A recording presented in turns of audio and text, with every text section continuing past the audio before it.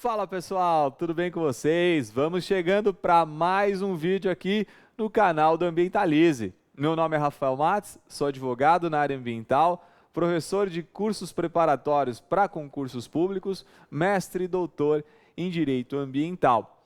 Hoje quero trazer para vocês um conteúdo totalmente prático, da advocacia ambiental mesmo, para que você conheça um pouquinho mais a respeito da nossa atuação profissional e também possa conhecer um pouquinho mais sobre o que fazer diante de uma situação que vamos apresentar. Se você puder nos ajudar, se inscreva em nosso canal. É muito importante que estejamos todos juntos aqui no canal da Ambientalize para desenvolver, para crescer. Falando em crescimento, o nosso canal tem crescido bastante aí nos últimos dias. Agradeço demais a cada comentário, curtida e inscrição no nosso canal. Além disso, convido você também para conhecer o nosso perfil do Instagram, conhecer o nosso trabalho. Diariamente a gente posta conteúdo lá no rafael.mates, combinado? Bom, gente, hoje vamos conversar a respeito de uma situação que é muito comum. A gente recebe muito esse tipo de consulta aqui no nosso escritório. É muito comum que pessoas físicas ou jurídicas recebam em seus endereços cartinhas com multas ambientais. É o que se chama no direito de auto de infração. Diante do recebimento dessa cartinha, as pessoas ficam sem saber o que fazer. É muito comum ficarem se perguntando, será que eu tenho que ir lá na prefeitura conversar sobre isso? Será que eu tenho que ir lá no IBAMA conversar sobre isso? Será que eu tenho que ir para o Poder Judiciário? Será que eu tenho que ir na delegacia? O que eu preciso fazer? A primeira resposta que te dou a respeito disso é buscar o aconselhamento de um advogado especialista na área ambiental. Isso é essencial. O advogado ele vai conseguir te aconselhar e traçar desde o início o passo a passo do que você precisa fazer, seja para se defender, seja para regularizar o dano que está constatado lá na cartinha, lá no auto de infração. Quando você vem até o nosso escritório, por exemplo, ou vai até um escritório especializado em direito ambiental, a primeira pergunta que o advogado vai te fazer é no seguinte sentido: essa situação narrada aqui na cartinha realmente aconteceu? Vamos supor que na cartinha haja informação de que essa pessoa cortou 10 árvores. Então a pergunta é, realmente você cortou 10 árvores? A sua empresa cortou 10 árvores aqui nessa localidade? Essa é a primeira pergunta, porque primeiro precisa se entender se houve efetivamente aquela lesão ao meio ambiente. Para quem é do direito, eu vou utilizar um juridiquês aqui, tá? Me permitam. Nesse primeiro momento, a gente está entendendo se efetivamente ocorreu a materialidade da conduta.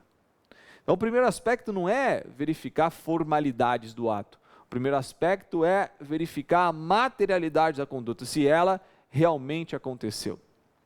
E muitas das vezes,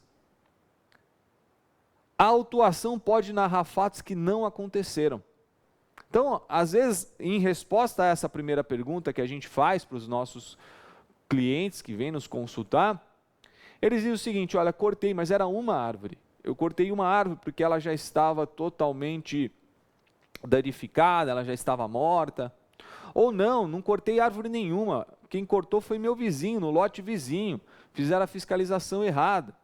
Ou ainda, não, eu não cortei árvores, caiu um raio lá e acabou derrubando as árvores.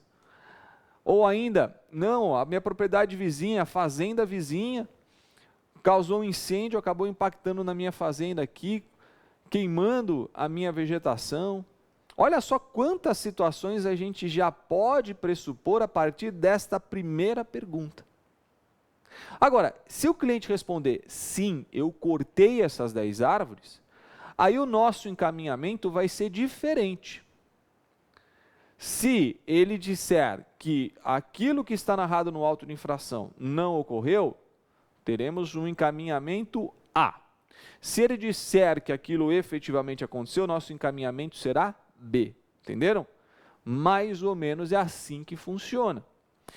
Vamos para o encaminhamento A primeiro, naquela situação na qual o cliente informa que não cometeu aquela infração ambiental, ou se cometeu de modo diferente, ou se foi cometido por outra pessoa. Nessa hipótese, nós vamos ter que apresentar uma defesa administrativa contra aquele auto de infração. O prazo para essa defesa é diferente em cada localidade. Se a multa for aplicada pelo governo federal, o prazo a gente já sabe. O prazo é de 20 dias, então a gente vai apresentar a defesa contra o IBAMA no prazo de 20 dias. Agora, se forem órgãos estaduais ou municipais, aí vai precisar analisar na legislação estadual e municipal qual que é o prazo e qual que é a forma de apresentação dessa defesa. No órgão federal, no IBAMA, a gente apresenta eletronicamente. Nos órgãos estaduais, normalmente, a gente apresenta eletronicamente. Nos órgãos municipais, ainda há lugares que a gente precisa apresentar essa defesa presencialmente, de forma impressa, em papel. Nessa defesa, nós vamos discutir todos os argumentos relativos à não ocorrência daquela infração, ou seja, ausência de materialidade, e vamos discutir ainda eventuais irregularidades formais do auto de infração. Para quem não é da área do direito, eu explico isso um pouquinho melhor. Vamos supor que o auto de infração tenha várias rasuras. Vamos supor que o auto de infração não traga o fundamento jurídico, ou seja, o artigo que justifica a aplicação daquela multa, o artigo de lei. Vamos supor que não haja uma autoridade assinando aquele auto de infração. Vamos supor que aquela autoridade que assinou não tenha competência, não possa assinar aquele auto de infração. Vamos supor que o nome, a denominação da empresa, a qualificação do autuado esteja equivocada. Tudo isso são aspectos formais do auto, que podem ser discutidos tanto para a nulificação do auto quanto para a correção do auto, dependendo, né, do impacto dessas irregularidades formais, poderão ser discutidas na defesa administrativa. Além, claro, da discussão a respeito da ausência de materialidade. Lembrando, o caminho da apresentação de defesa se dá após uma resposta do seu novo cliente dizendo que não cometeu a infração ou que ele não cometeu da forma como está descrito lá no auto de infração. Essa defesa vai ser apresentada perante o órgão, vai ser analisada. Se for indeferida, ainda cabe sempre um recurso por uma segunda instância administrativa. E se for indeferida na segunda instância administrativa, daí então caberá o ajuizamento de medidas judiciais. A mais importante delas, em matéria ambiental, é a ação anulatória, que vem após o processo administrativo, após essa decisão administrativa que indeferir a defesa e o recurso que foram apresentados.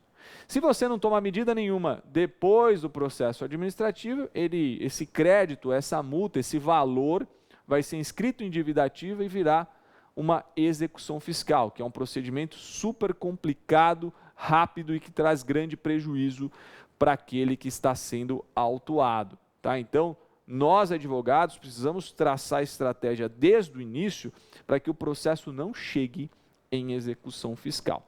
Tá? Como uma ação anulatória pode afastar o risco de uma execução fiscal é assunto para um outro vídeo. Mas o encaminhamento principal aqui para uma situação como essa no Poder Judiciário é via ação anulatória. Tem situações excepcionais, repito, situações excepcionais, que permitem com que, ao invés de entrar com uma ação anulatória, a gente impetre um mandado de segurança, que é um outro tipo de ação. Num outro vídeo também eu explico a diferença entre ação anulatória e mandado de segurança e quando preferir um ou outro, combinado? Vamos para o encaminhamento B, aquela situação na qual o cliente fala que efetivamente cometeu aquela lesão ao meio ambiente que está narrada lá na cartinha, lá no auto de infração. Nessa hipótese, o encaminhamento vai partir de uma análise se aquele auto de infração tem alguma irregularidade formal. Se ele tiver alguma irregularidade formal, a gente vai apresentar a defesa para discutir essa irregularidade formal e já vai encaminhar um procedimento interno na empresa, junto com o seu cliente, junto com a pessoa física lá na residência dela, de regularização daquele dano. Porque se ela cometeu o dano, ela precisa regularizar esse dano. Não há alternativa aqui e não há um aconselhamento diferente. Sobre o aspecto jurídico, nós temos essa responsabilidade de aconselhar corretamente. E o aconselhamento aqui vai ser, vamos discutir eventuais irregularidades formais, mas vamos regularizar o dano que você cometeu. Você empresa, você pessoa física, você repartição pública que você cometeu. Vamos iniciar o processo de regularização. E esse processo de regularização, ele vai se dar com o apoio de equipe técnica. Então vai ser nesse momento que a gente vai buscar uma parceria com engenheiro agrônomo, com engenheiro ambiental, sanitarista, com químico, enfim, com alguém que possa nos apoiar na regularização daquele dano que foi narrado no auto de infração. A regularização é técnica e tem todo o acompanhamento jurídico, tá? Mas aí é um trabalho técnico, jurídico, não só jurídico. A discussão a respeito de nulidades formais, de irregularidades formais, aí é meramente jurídica, tá? Então, se a pergunta respondida lá atrás pelo cliente foi no sentido de que ele cometeu efetivamente aquela lesão ao meio ambiente narrada no auto de infração, o encaminhamento será a análise por parte do advogado de verificar se aquele auto tem alguma irregularidade formal, porque se houver, a gente precisa apresentar a defesa até para regularizar essa situação e paralelamente, iniciar o procedimento de regularização do dano ambiental, tomando todas as medidas técnico-jurídicas com vistas à adequação daquela situação que foi narrada no auto de infração. Esse é o encaminhamento B, como nós falamos anteriormente. Certo, pessoal? Então, o que fica aqui de dica é o seguinte, recebeu a cartinha, cometeu uma lesão ao meio ambiente, recebeu uma multa, recebeu um auto de infração, tem que entrar em contato com um advogado especialista na área ambiental. Não tem conversa, tem que ser especialista na área ambiental. Esse tipo de aconselhamento que eu acabei de ensinar a vocês, só um advogado especialista na área ambiental daria. Por exemplo, vou te exemplificar um ponto claríssimo que demonstra a especialidade e o conhecimento do advogado na área ambiental num aconselhamento como esse. Vocês se lembram que eu falei do procedimento de regularização do dano?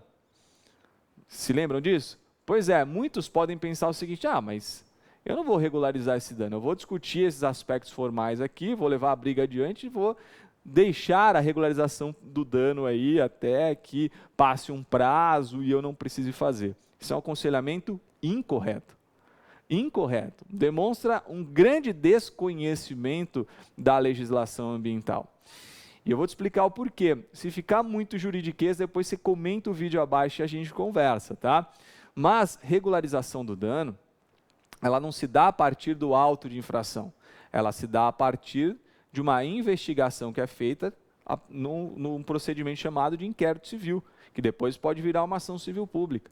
Então, se você não tomar as medidas de adequação agora, você vai ser intimado lá na frente em um inquérito civil, em uma ação civil pública, que é um procedimento muito complicado, pesado e muito oneroso. Você não vai querer chegar a esse nível.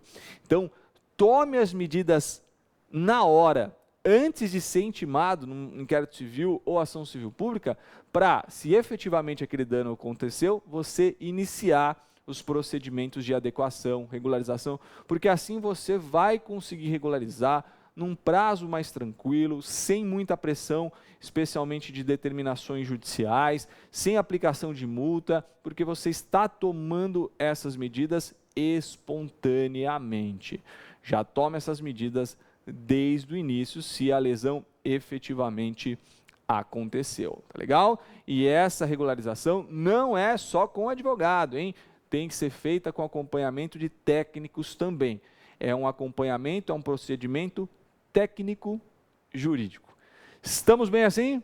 Maravilha, então. Eu vou ficando por aqui, vocês já perceberam muitos assuntos para falar a respeito de auto de infração, ação anulatória, o que eu devo trazer aí nos próximos dias aqui no canal da Ambientalize. Então, acompanhe o nosso canal, como eu disse lá no início, tem muita coisa boa aí pela frente. Se inscrevam, curtam, compartilhem. Muito obrigado a todos vocês e até uma próxima oportunidade. Tchau, tchau.